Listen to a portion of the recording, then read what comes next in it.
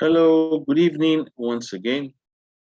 My name is Dr. Uja, and we are here for another session of our class on Organization and Administrative Theory, PAD 326. This lecture has been going on for a while, and then we have covered an array of topics that concerns how administration and organization are linked and how they function in the sustainability of the system in its entirety. Having said that, our previous arrangements have exposed us to the origins of administration.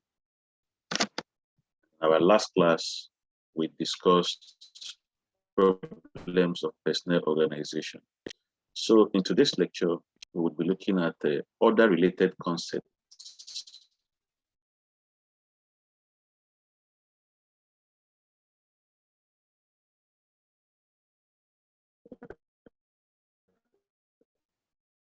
If you remember very well in the last class with democracy, both as and also as a system of sustaining how the government functions. In other words, we looked at this concept from an administrative perspective and from the perspective of sustaining the system holistically. So today we'll continue in that line and then focusing on bureaucracy, and with particular emphasis to Max Weber's idea of bureaucracy. But if you cast your mind back, you would see that we have discussed an array of issues that borders around how organizations function, how information flows either from the top to the bottom or from the bottom to the top, as the case may be. As there's no particular system that is held above others, rather countries or organizations narrow themselves to the one that suits the nature and character of their environment. And that is why today we'll be looking at bureaucracy beyond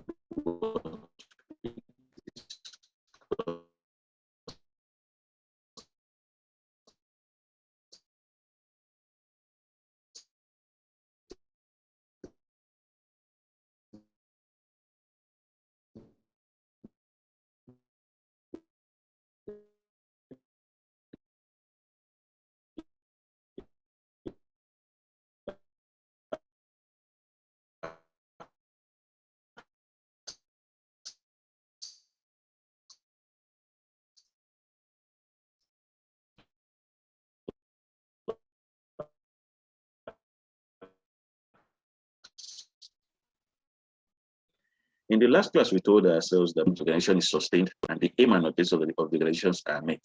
So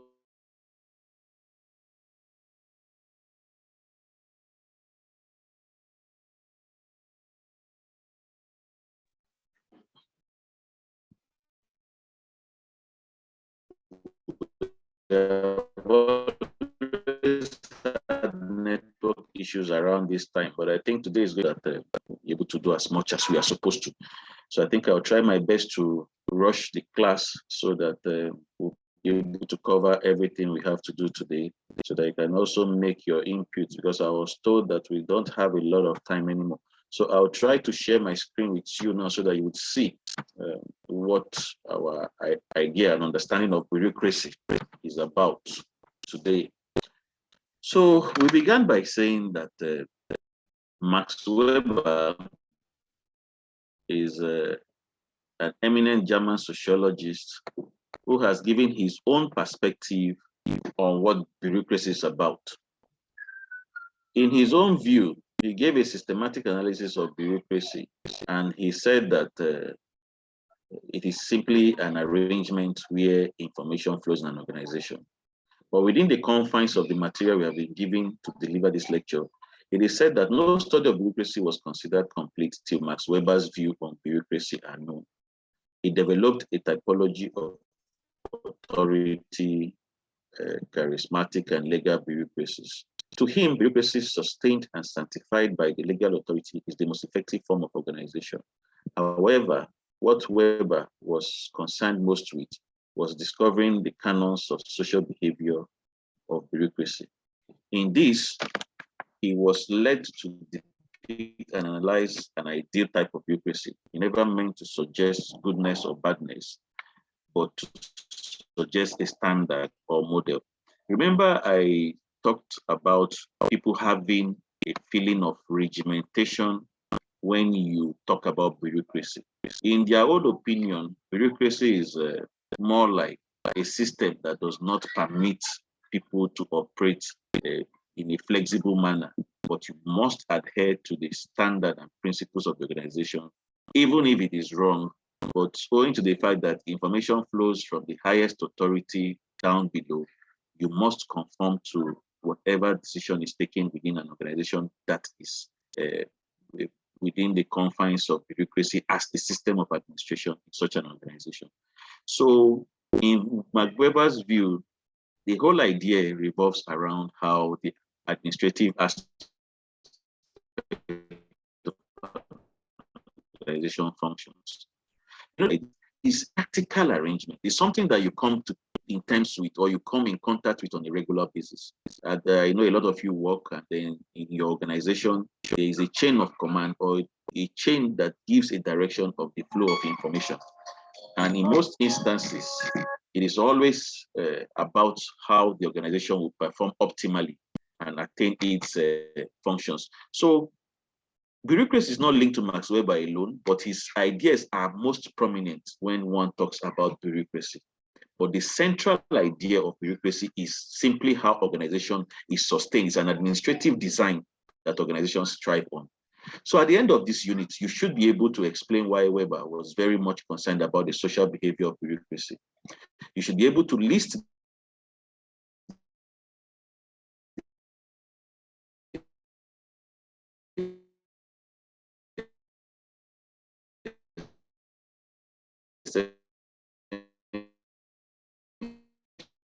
characteristics of his theory, its evaluation,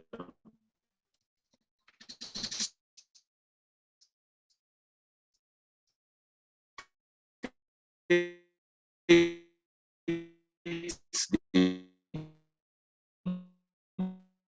meaning of classification. A whole lot of expectation at the end of this century came into usage in the 18th century. It referred explicitly to political systems dominated by public officials. The word was conceptualized as a parallel to the traditional Aristotelian categories of monarchy, aristocracy, and democracy. Yes, this now making reference to our previous class. That is why I said from the beginning that this lecture is a continuation of what was discussed in the last class. So these are all arrangements on how both the system functions and how organization functions. So the beauty of or the demarcating line between this whole idea, these ideas mentioned, ranging from the Aristotelian idea, the monarchical system, the aristocratic system, is the fact that bureaucracy adheres strictly to hierarchical arrangement. And like aristocracy, however, bureaucracy came to refer to a class rather than a system dominated by the class. Max Weber, a highly perceptive observer, first noticed the dynamics of bureaucracy in the emergent large organization after the Industrial Revolution in 1900, and he made an equal effort to analyze the concept and dynamics of bureaucracy, so much so that he is regarded as the father of bureaucracy. In Weber's essay in sociology, he wrote by way of definition of bureaucracy that the fully developed bureaucratic mechanism compares with other organizations, exactly as does the machines with the non-mechanical of unambiguity, knowledge of device, continuity, unity, strict subordination, reduction of friction, and material and personal costs. These are raised to the optimum point in the strict bureaucratic administration. The more bureaucracy is dehumanized, the more completely it succeeds in eliminating from official business love, hatred, and purely personal business and emotional element which escapes calculation. I will explain what all this means. This conception of his does not represent an average of the attributes of all existing bureaucracies or other social structures. It is rather a pure type in itself derived from the most characteristics bureaucratic aspects of all the known organizations. Thus, Max Weber's postulation postulates an absolutely instrumental role of bureaucracy. This very lengthy discussion here, as contained in the material given, can be summarized to simply mean the high points of bureaucracy as well as the low points of bureaucracy. If you look at it closely, you would see that the high points ranges from the fact that it has given a standard on which administration within an organization is carried out. But the low point of it is the misconception that comes around the notion or the word to bureaucracy. People are quick to feel when you say bureaucracy that it is a system that does not allow people to do the things that they're supposed to do within an organization. Rather, it is a streamlined arrangement handed from the manager of it is that it gives a standard on how organizations function. His definition of bureaucracy, he defined bureaucracy in terms of its structural characteristics. The above mentioned concept or attribute portrays a kind of organization which is impersonal. Here, authority is exercised by administrators only by virtue of the office they hold, and what is more in accordance with the clearly defined rules and regulations. In other words, bureaucracy emerges as unique, impersonal, neutral, passive, and instrumental aspects of administration. Its behavioral characteristics are objectivity, precision, and consistency. Still in line with the whole idea of his own view of bureaucracy and what the public notion of bureaucracy is about. And this statement here has said that the idea of bureaucracy is objective. It guarantees precision and consistency, even though other persons hold different views of what bureaucracy is about. The whole idea, the central idea around bureaucracy is on how organizations give their information from the top to positions in the lower cadre. And people are expected to adhere strictly to the rules or the decisions of the organizations. And in most cases, organizations built around the idea of bureaucracy, they hold stereotypically the whole decision of the organization without enough allowance for inputs from other quarters. So essential characteristics of Max Weber's view of bureaucracy. According to Max Weber, bureaucracy has the following essential characteristics: separation of office and its incumbent, selection by merit, fixed remuneration of officials. Official is subjected to discipline and control during the performance of his duties. Hierarchy of office. Remember, I talked about information flowing from the top down. And so that is one of the aspects of the characteristics of bureaucracy, is hierarchy of office. Allocation of activities of organization necessitated to fulfill its objectives. Apportioning of authority needed to discharge these activities. Rigid adherence to rules. Remember, I talked about stereotypical or regimentation as the hallmark of bureaucracy within an organization. In the words of Weber, the purest type of exercise of legal authority is that which employs bureaucratic administrative staff. Only the supreme chief of the organization occupies his position of authority by virtue of appropriation, of election, or of having been designed for the succession. But even his authority consists in a sphere of legal competence. The whole administrative staff under the supreme authority there consists in the purest type of individual officials who are appointed and function according to certain criteria. This whole long list here simply gives an idea of what one is expected to understand when the whole issue of bureaucracy is mentioned. Like if you look closely, I don't know if you can see my screen. If you look closely, let me be sure you can see my screen.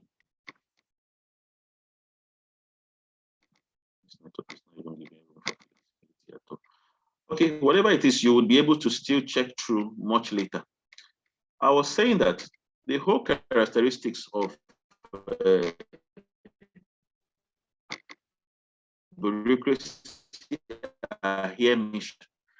And the fact that it does not give information or decisions are only taken by those in the managerial cadre or those in the executive cadre as the organization is designed. And people are expected, or staff of the organization are expected to just comply with the decisions handed over. It allows some measure of flexibility, but the hallmark of it is that the final decision lay with the management staff of an organization, and the hierarchical arrangement is from the top to the lower positions in the organization.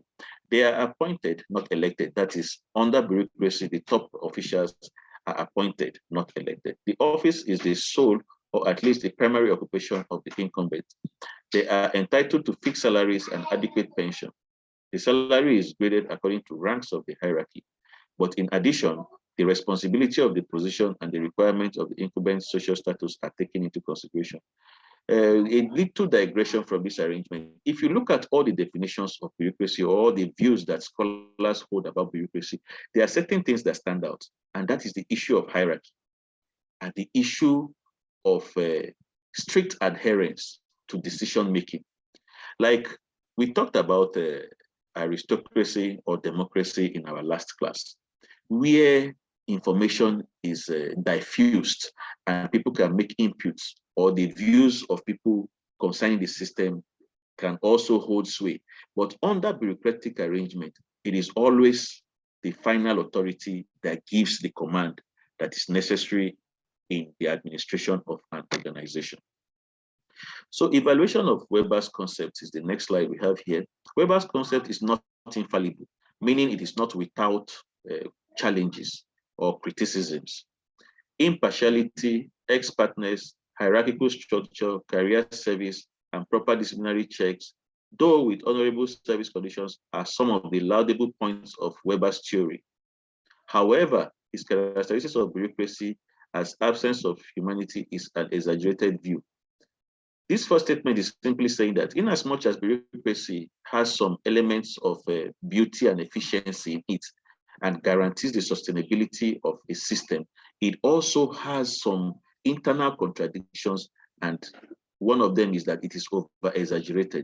And another aspect of it from the explanation I've given so far is the fact that if you work in a place where your opinion doesn't really matter, there's always the feeling of apathy, of the feeling of you not being entirely involved, because you know that whatever you say does not really matter. Rather, the final authority is the one that that would hold in the event of a decision within the organization. In order not to bore you with so much words, maybe in your own free time, you also read through. So I will do more of explaining to you as we make progress. I think it would be best that way, because when I was reading through the material, I discovered that there was a lot of very lengthy words that you might find a bit boring. However, a bureaucrat is a civil servant. As such, he is required to serve the civilians well. Henderson, one of the scholars that also gave his opinion of bureaucracy, rightly remarked that experience tends universally to show that purely bureaucratic type of administrative organization is from a purely technical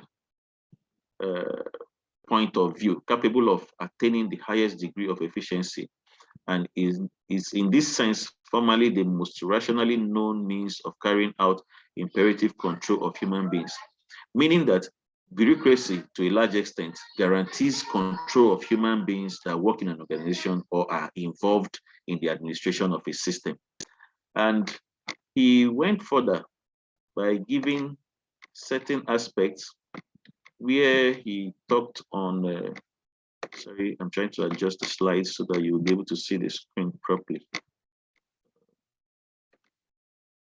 Okay, where he talked about control of human beings, it is superior to any form in precision and instability as well. So talking about sustainability, bureaucracy guarantees effective sustenance of the culture of administration that exists within an organization. Then another high point of this discussion is the foundation of personnel system. Whatever type of personnel system may be adopted, remember, bureaucracy is also a personnel system.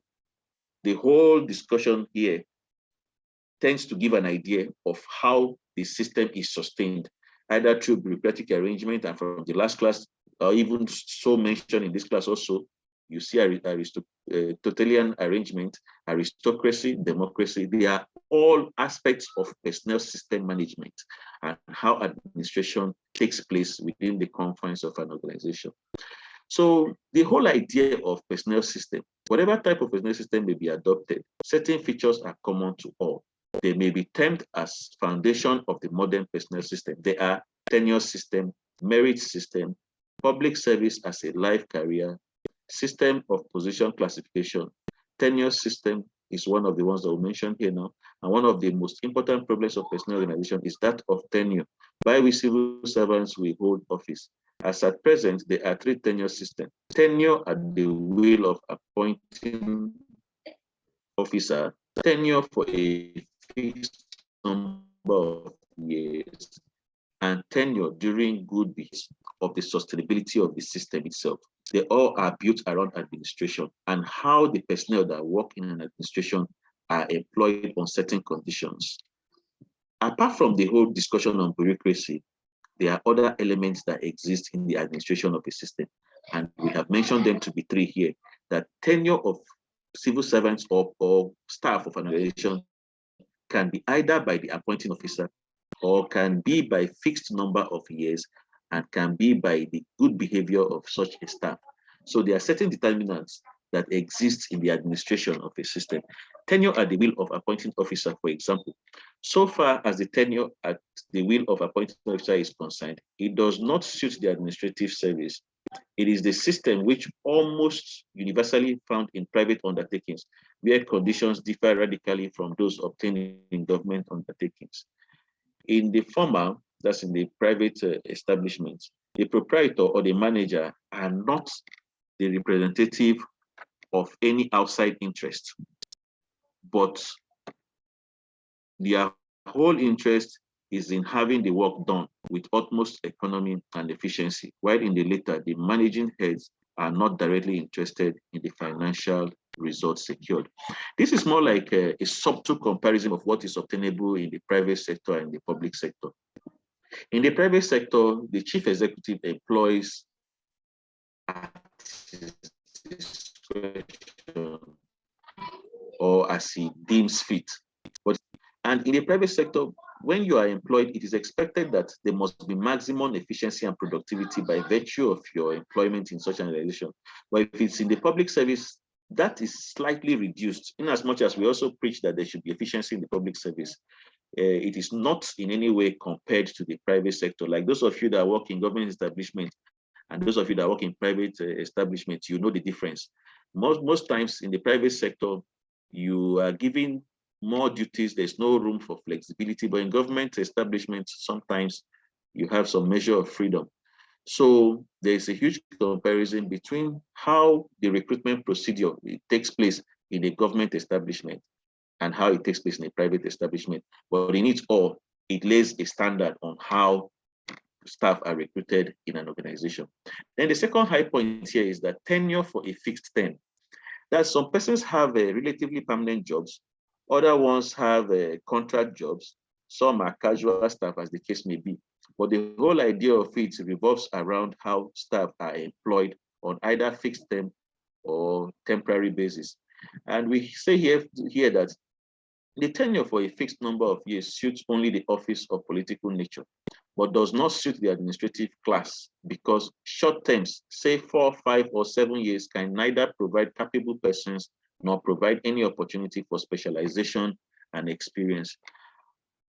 About the time officers and employees have thoroughly learned the duties of their position and have acquired proficiency in their performance, they will drop out and their places will be taken by new and talented employees. What this is saying is that if you employ people based on the tenure of service, there's the likelihood that when they get used to the system would be about the time of the expiration of their tenure.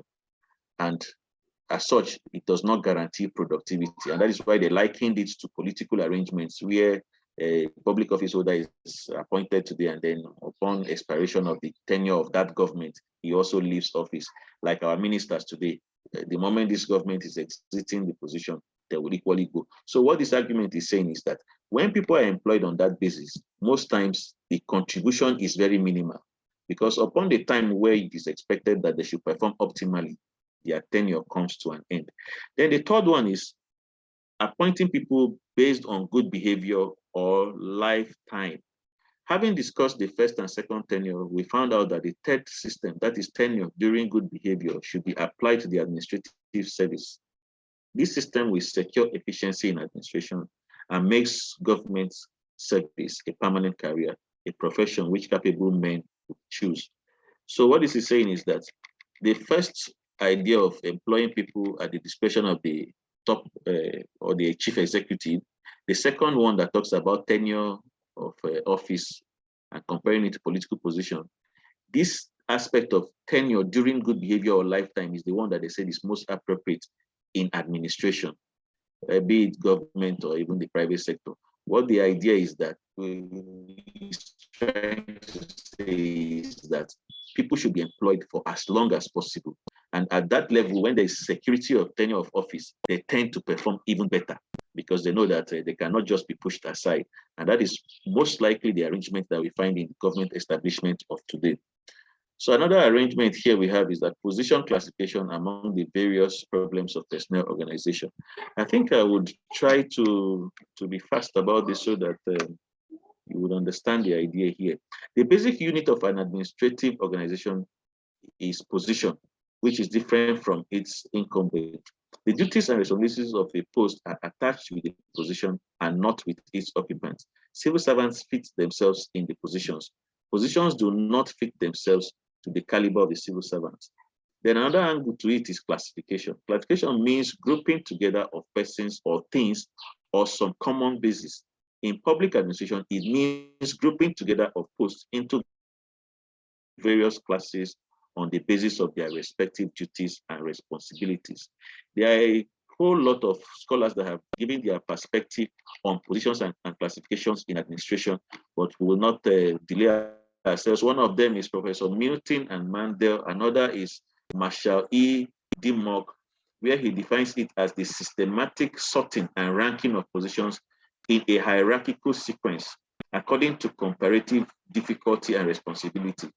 Another person that gave his own perspective of this position and classification is Dr. White, and he defines classification thus. In its final form, a classification plan consists of a number of classes adequate to enable a place to be found for each existing position, arranged in orderly fashion with respect to each other and supplemented by a set of rules and regulations for its administration, interpretation, and amendment.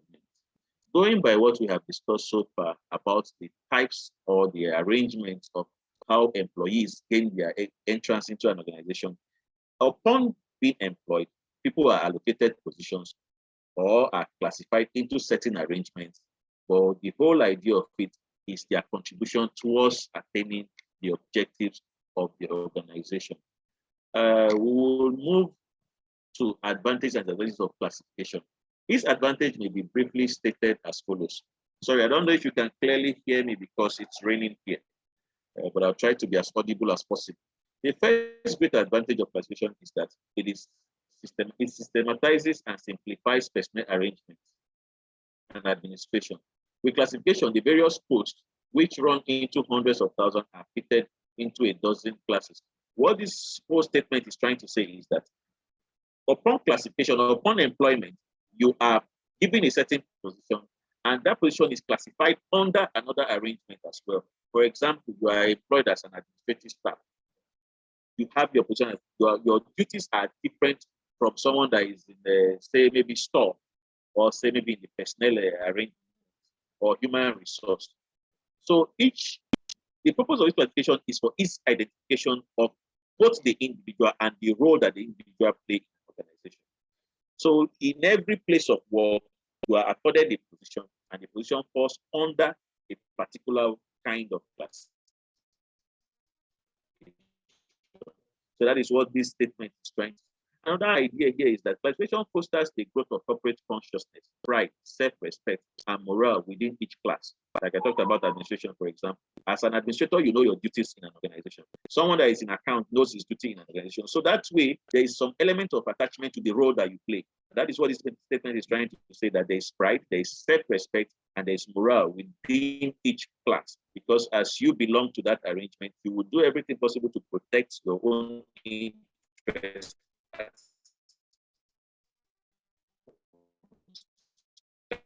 you, and that tends to be a form of allocation of persons into the positions that they hold in an organization. And then there's also disadvantages to this classification arrangement.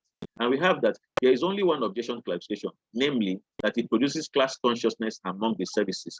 There are so many write-ups here, but the summary of it all is that when people are classified into certain positions, there's a tendency of either feeling too superior, or some persons or some positions of people feeling very inferior.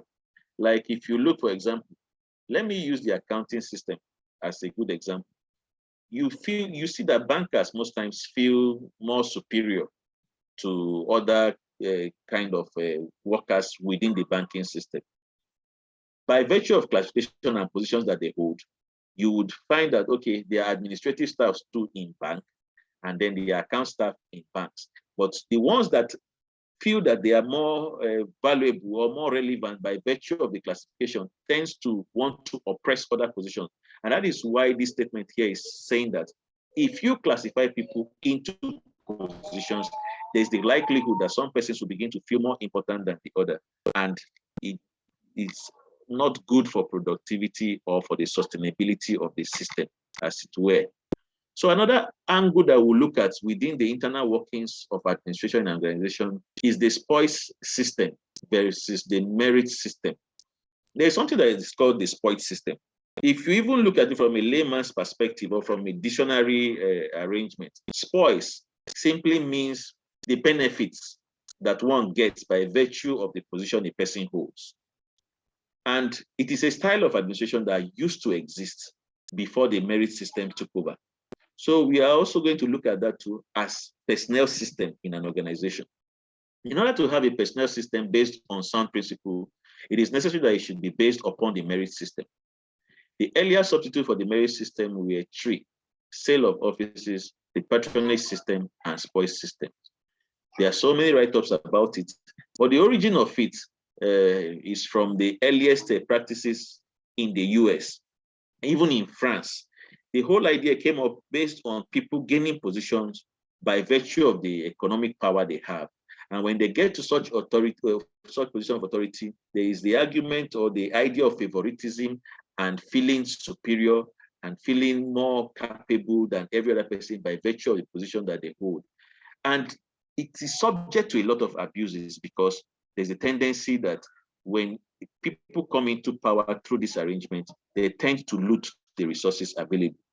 And we said that all public offices were species of private property, and voluminous jurisprudence governed their transmission. It may seem odd today to sell public offices to the highest bidder, still within the ambit of the spoils system, but it was defended in France in those days on the ground that if bought through by virtue of the financial position a person holds, it enabled the common man to acquire posts and took the public service out of court of favoritism and politics. The patronage system prevailed in England. Still, the spoils system is still referred to as the patronage system. And most of the other countries, under it, the appointing authority selects.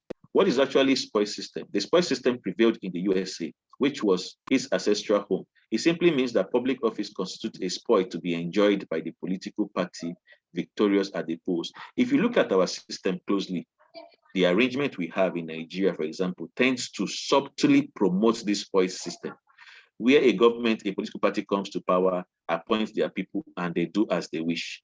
Like we know of today's government, where we hear cases of looting and counter allegations about looting here and there.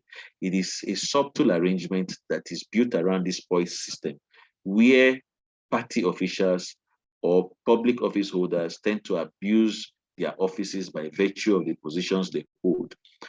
We've said here that when a new party comes into power, it dismissed all the employees appointed by its predecessors and filled the vacancies with its own favorites. In other words, it guarantees an arrangement for cronism, your friends, your people, your loyalists, or the ones that you decide to favor within the system.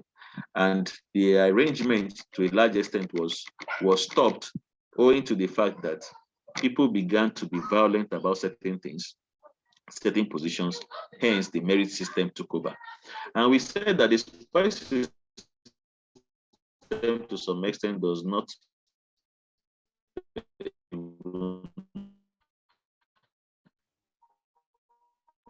when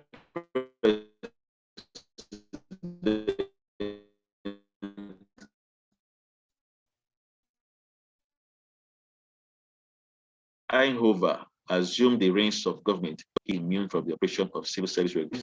Thus, the political party in power, is in a position to appoint certain employees of his choice without consulting an expert.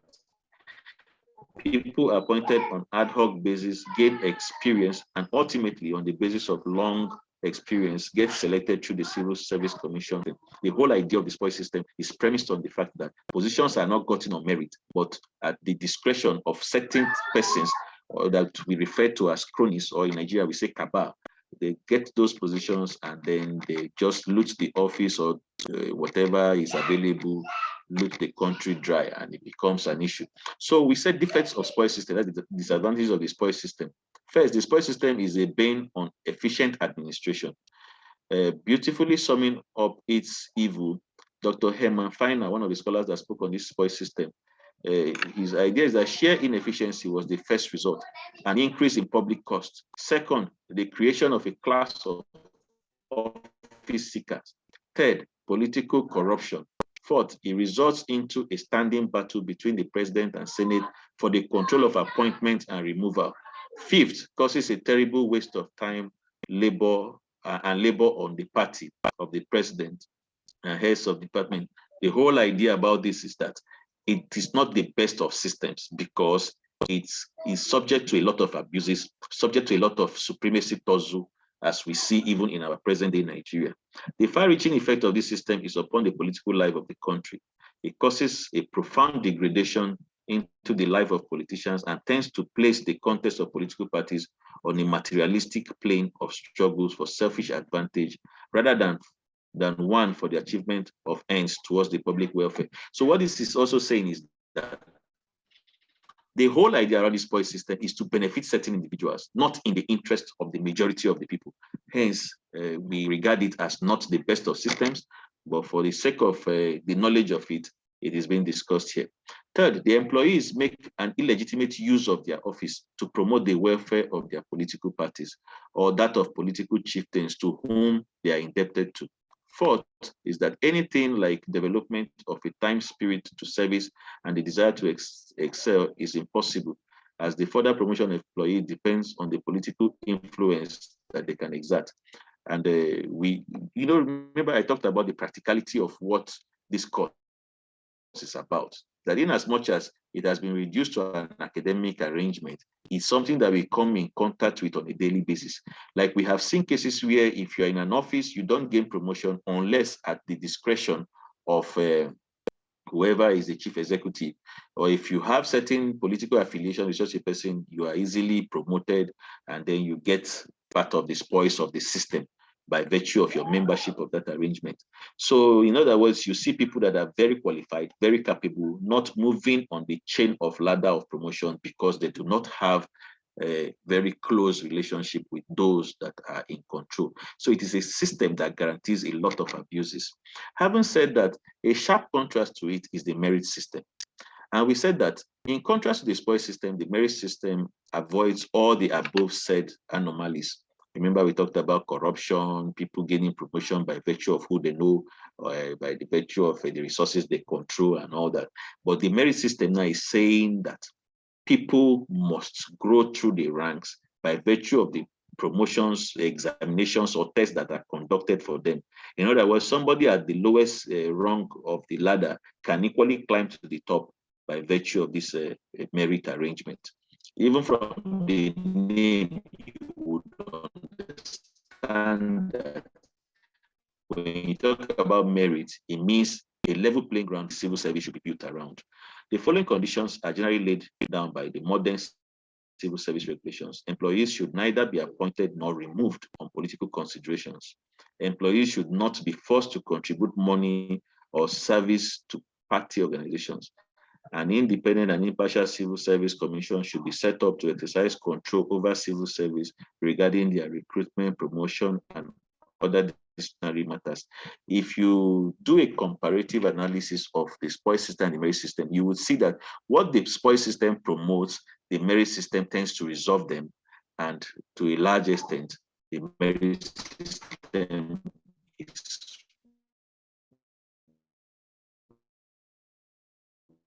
where the lineation should be built around. It brings out public administration from the morass of political intrigues and personal caprices and accords.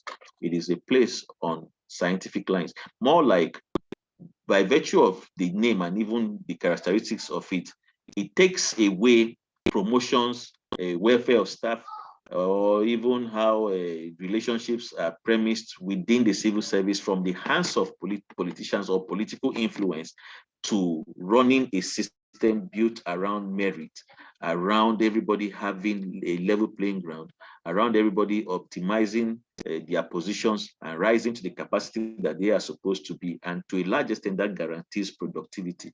So this arrangement is what the Nigerian civil service tends to be built around.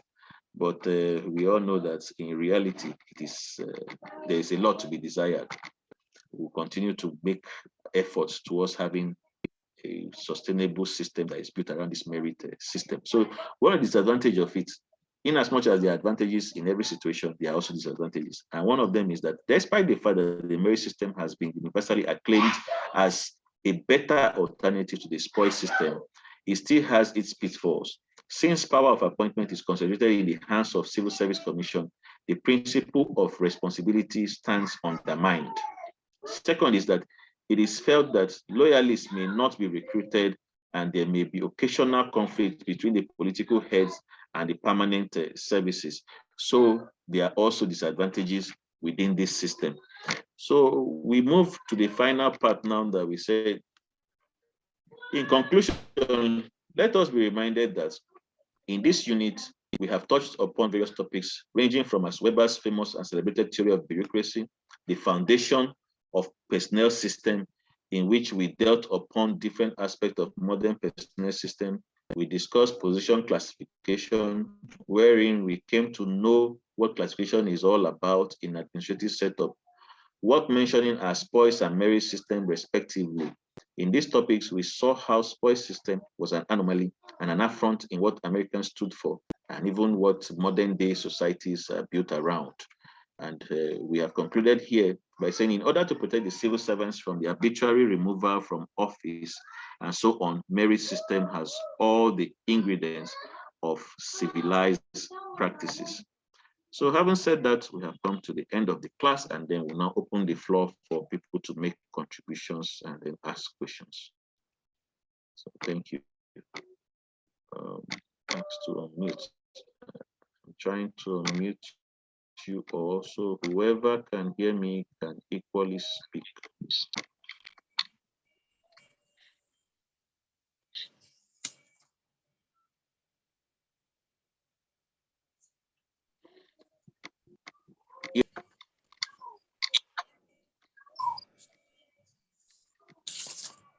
Okay, do you have any contribution or any questions to ask?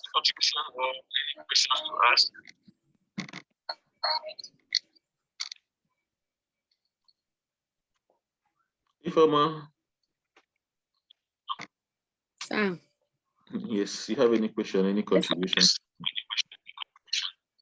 Sir, I want you to elaborate more on that spoils versus merit system. Okay, spoil system and merit system. Yes. Okay, there are systems of administrations and themselves. And that the spoil system is simply built around influence. If you have financial resources, you can easily buy positions within the spoil systems. People can get promoted by virtue of the relationship they have within the spoil system. That's the relationship they have with the chief executive or even the political class. So it is not a system that is based on merit. People don't grow through the ranks under the spoil system by their qualification or by the test that they have passed or by the examination they have written, but by the fact that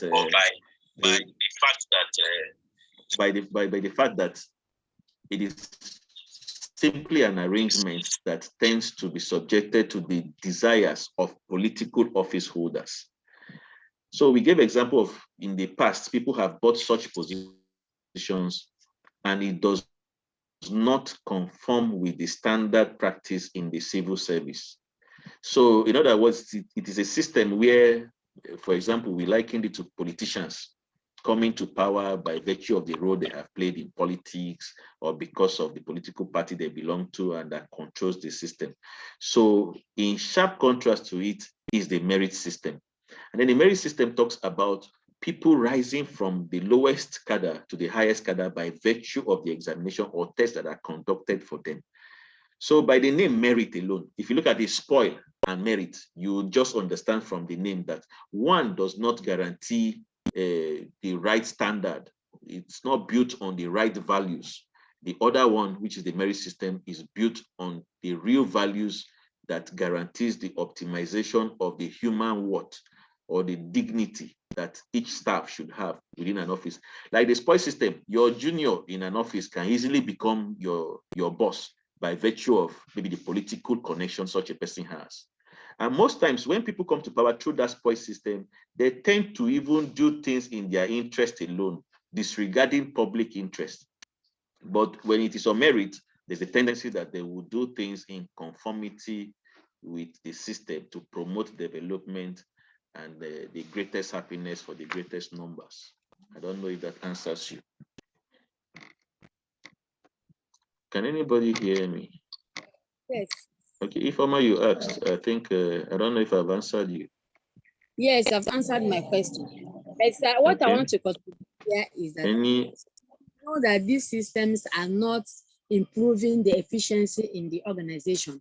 Why do we adopt it? Why do we allow our politicians to, adopt such systems? Let me say, the administration adopt such systems since it does not improve the efficiency of the organization.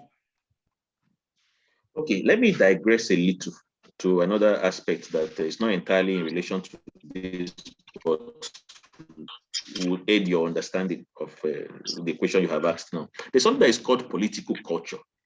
That is the extent of your awareness, or the knowledge you have gotten about how the system functions.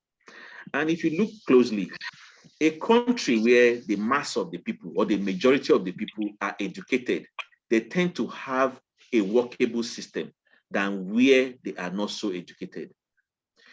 Very privileged people like you now that have understood what this arrangement is and you're educated enough, you know there is a fault in the system. But if you go to certain aspect of this country, whatever is best administered is considered best. Whether it is wrong or right, they just accept it the way it comes.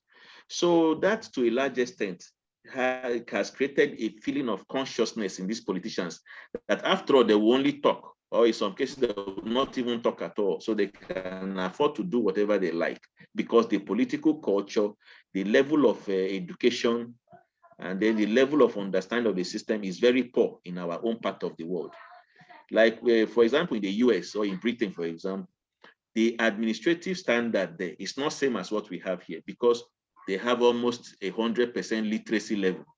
But in Nigeria, you know that so many persons are not educated. They don't even know what administration is. They don't even know what governance is about. They don't even understand what politics is about. So in such an arrangement, there is every tendency that abuses are eminent. So that is why politicians can do what they want to do and people cannot say much. Yes. Thank you, sir. So thank you too.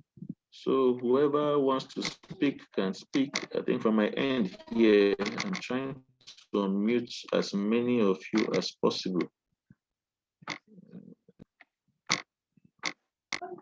So any further contributions? Yes, sir. Good evening. Okay, I can hear you. Good evening, sir. Thank you. Good evening. Yes, sir. The network is bad there, but I'm waiting for the time that they are going to reach a spoil system. And sir, is spoil system government is good for Nigeria? Not at all. It's not even good for any society at all. Okay. People should work in the interest of everybody and not for a few persons. The spoil system just promotes do I say the welfare of friends and cronies. And like you see in Nigeria, you see politicians flaunting their wealth everywhere, and they cannot necessarily explain how they even get this wealth. So it is a system that is not ideal for any society. Yes, I can't hear you. Yes, I'm hearing you, sir. Okay. Yes, sir. Yes, sir. Yes, sir. On paper, we are not using spoiled system, but on practical, these our people are using spoiled system in Nigeria. You are correct. That's the way that absolutely correct. Yes, sir. Yes, you are right. Yes, sir. Yes, sir. Yes. Okay. Any other question? Any contributions?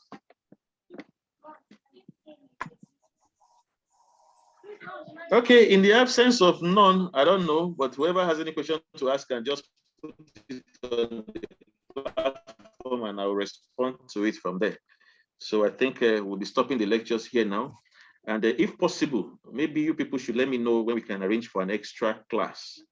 First, because your exam is not so far again, and then I am also planning a trip. So I would want to, as much as possible, cover everything so that when you go to your exams, you go prepared.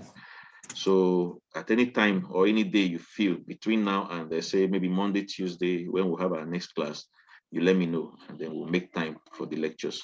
I'm on your WhatsApp platform, so I think it will be easy to arrange. So thank you all for the evening.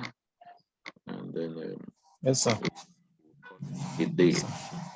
Thank you, sir. Thank you, sir. Thank you too. God bless you. God bless you, sir. Thank you, sir. Yes, sir. I didn't get that.